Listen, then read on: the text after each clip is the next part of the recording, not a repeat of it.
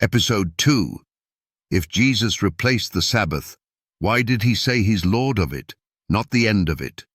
Key text, Mark 2:28.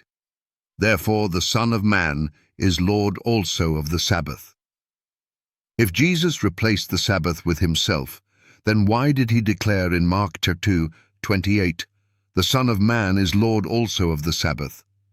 Why Lord of it, and not liberator from it? Why not say, the Son of Man is the end of the Sabbath? Because he never abolished it, he affirmed it. Let's think logically. You can't be Lord of something that no longer exists. That's like saying you're the king of a kingdom that's been wiped off the map. No one rules over rubble.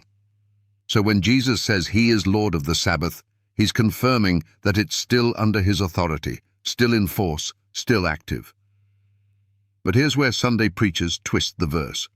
They say Jesus meant, I'm Lord of the Sabbath, so I can cancel it. Really? That's not what he did with marriage, though he's Lord of that too.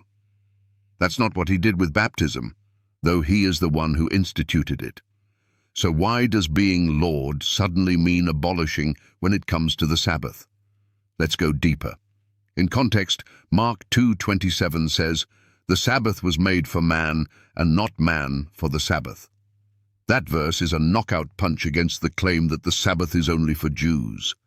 It was made for man, mankind, humanity, starting with Adam and Eve in Eden, not Moses at Sinai. So here's the timeline. In Genesis 2:3, God blessed and sanctified the seventh day. In Exodus 28:11, he wrote the Sabbath into stone with his own finger. In Mark 2:27-28, Jesus says the Sabbath was made for man and that he's Lord of it.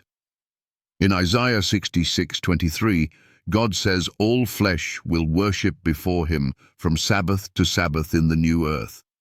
That's creation, commandment, Christ, and consummation, all tied to the seventh-day Sabbath. So where's the verse that breaks this perfect pattern? Where's the verse where Jesus declares, I am now your Sabbath. Ignore the day I made holy forever. It does not exist. Now let's confront the deception. Many use this verse to justify Sunday worship, claiming, see, Jesus is above the Sabbath. But they forget. Being above it doesn't mean abolishing it. It means he has the authority to interpret it rightly, not erase it. In fact, in Matthew 12:12, he clarified what's lawful to do on the Sabbath, healing and doing good. But he never said, do away with the day itself. Let's be honest. This is not about theology.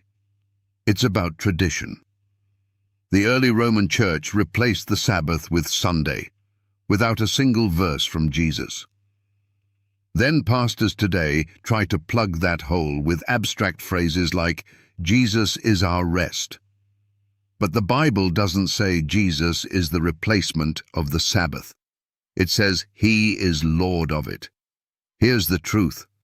Jesus didn't come to end the Sabbath. He came to end confusion.